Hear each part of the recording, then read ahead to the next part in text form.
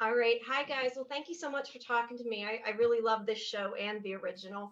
When I had talked to Christian Kane earlier in the season, and either of you can answer this, but it seemed like the reboot was kind of a long time in the works, and you guys have been trying for quite a while to get it made. Can you kind of talk about that and just how the reboot came to be? Well, from the day that it was canceled, I never gave up on the idea of bringing it back. And even if I wanted to give up on that idea, the fans weren't going to let me. I mean, Leverage has the most incredible fan base in the world. And not a day went by that I didn't get some DM saying, when are you bringing it back? As though I could just bring it back. So, we tried a million different versions, different ideas on how to bring it back. But when Amazon announced that they were doing IMDb TV, it seemed like it might be a really good fit.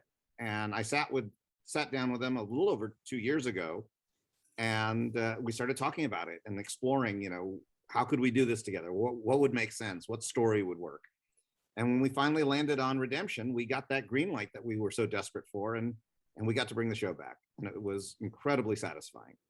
And I think that it was the right time to bring the show back too, because the past 8-9 years have been these 8-9 years where crime seems to have become far more brazen and more public.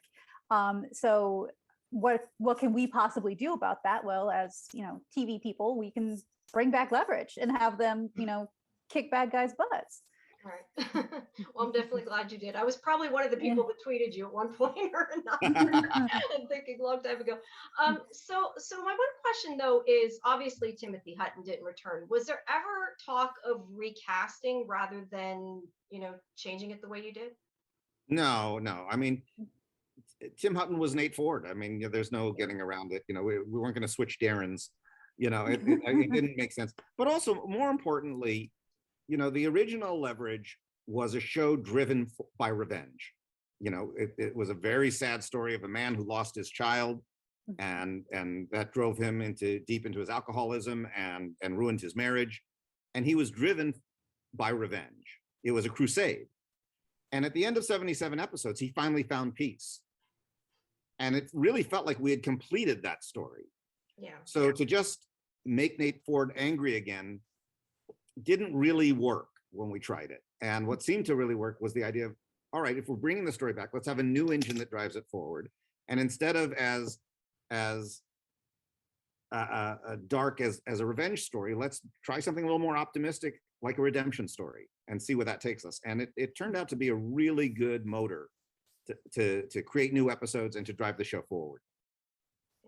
How did that lead you to Harry, character of Harry?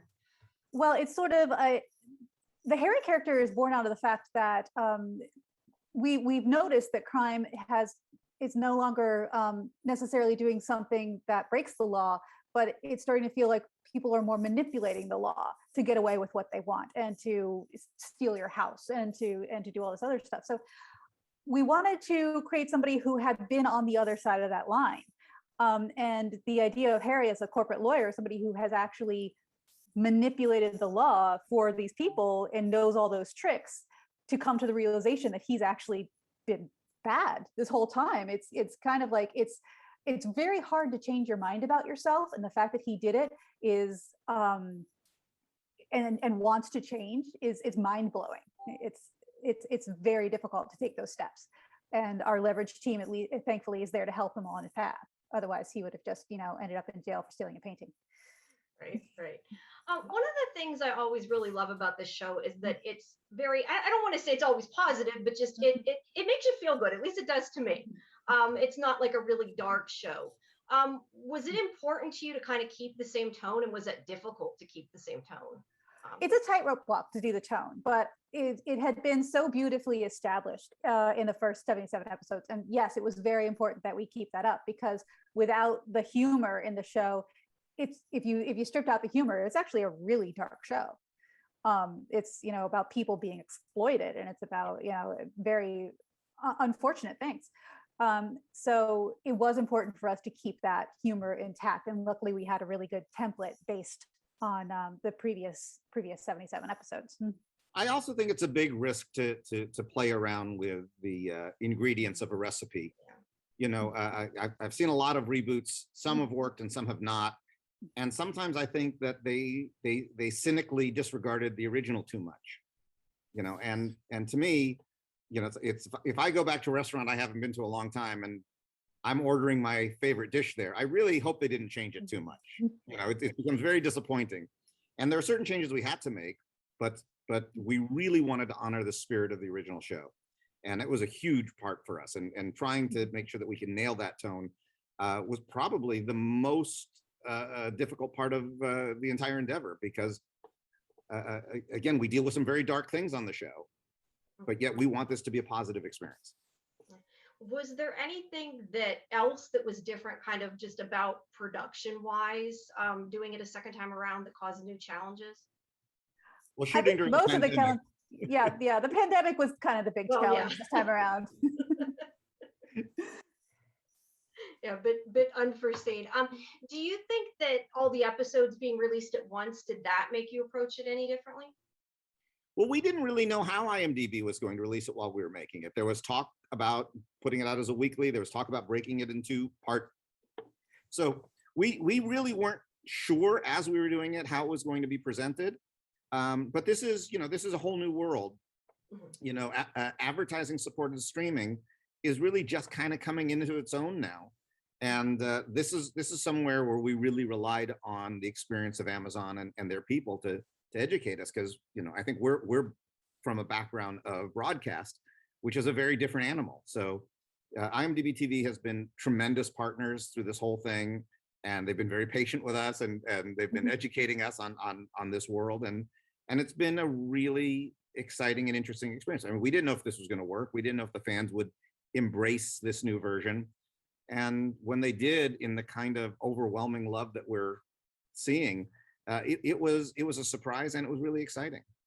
Yeah. I think binging it's positive and negative, because it makes it over quicker. That's the only bad thing. So I guess the one thing I have to ask, which I don't know if you can answer, but do you know if there's going to be a season 2? I mean, I'm assuming there's been discussion, but do you have any idea yet? There has been discussion. Dean and I have had a lot of conversations about, if we got a season 2, what it would look like. We are cautiously optimistic, but that's where we are right now. We are cautiously optimistic. The important thing is that if the fans like the first 8, the back 8 are even better. They should show up in the kind of numbers they did before, and that would go a long way to helping secure a second season.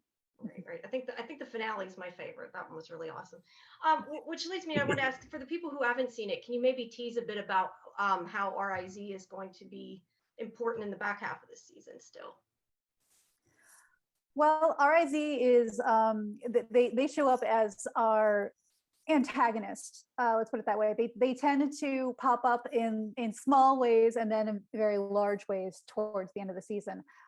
They present themselves as a formidable foe, and we work very hard to take them down. You have anything to add, Dean? No, I mean, it's hard because we don't want to give spoilers. I think it's fun. I think the thing is with RIZ is that they've been presented in a certain way, and that threat grows, and then it takes a pretty dramatic turn. And I hope people enjoy that ride. Is there any storylines that you guys have maybe come up with that you'd really like to use that have been kind of too difficult of a thing or too crazy of a thing to do on the show? Or have you pretty much, because you guys do some crazy things, or have you pretty much gotten to do, well, anytime that you're writing a season of television, there's always more ideas than there is space for them. But that doesn't mean that the ideas that you can't fit in are bad. They're just going to eventually get used down the road further on. So even if an idea seems like it's too crazy for this particular episode, maybe it'll show up again later. All right. The other thing I did want to ask is somebody on Twitter asked me, are we going to get like a Blu-ray set or anything of this, but maybe of the whole season show would be nice too? At the moment, we do not have a deal with anyone to produce a Blu-ray, but we're always looking, and we're hoping one shows up at some point. All right. Okay, great. Well, thank you so much, guys. I really appreciate your time. I love the show, and I do hope there's a second season. Great talking to you, Jamie. All right. Thanks a lot. Have a good day. Bye-bye. Thank you.